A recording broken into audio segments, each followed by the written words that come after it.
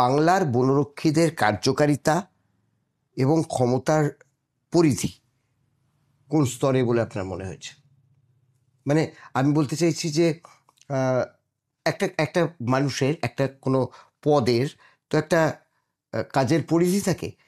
একটা স্কুলের হেডমাস্টার, তিনি ওই স্কুলেরই মাত্র হেডমাস্টার, পাশের স্কুলে তিনি আর হেডমাস্টার না, তার একটা কাজের পরিধি আছে।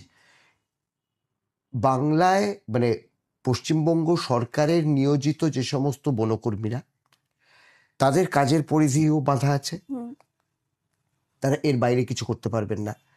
এটা অনেক সময় অনেক প্রতিবন্ধকতাও তৈরি করে, তাদের ইচ্ছে থাকলেও তারা করতে পারে না, যেহেতু আইনে আটকে যাচ্ছেন।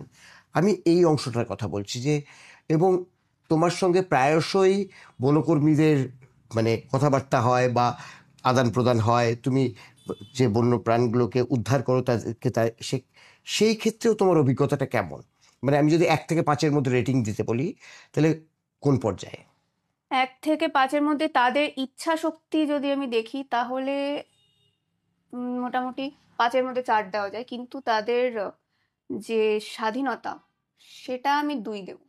আচ্ছা, তার কারণ হচ্ছে যে অনেক বনকর্মী আছে যারা ইচ্ছা থাকা সত্ত্বেও কাজ ঠিকঠাক করে করতে পারছে না। তার কারণ কি? আমাদের ম্যানেজমেন্টের সমস্যা, ফরেস্ট ডিপার্টমেন্টের যে ম্যানেজমেন্ট, তার সমস্যা। কারণ ফরেস্ট ডিপার্টমেন্টে প্রয়োজনীয় সরঞ্জামের খুব অভাব রয়েছে, আছে কিন্তু তাও ঠিকঠাক নয়। একটা রেঞ্জ অফিসে দেখা গেল একটাই গাড়ি, এবার সেই রেঞ্জ অফিসের আন্ডারে পুরো যে এরিয়া, সেই এরিয়ার 3 জায়গা থেকে রেস্কিউ কল এসছে। এবার সেই একটা গাড়ি নিয়ে 3 জায়গায় কিভাবে একই যাওয়া টাইমে সম্ভব। যাওয়াটা সম্ভব? তো এইখানে ম্যানেজমেন্টের সমস্যা রয়েছে। তো তারা ইচ্ছা থাকলেও সেই রেস্কিউগুলো করতে সবসময় পারে না, বা লেট হয়।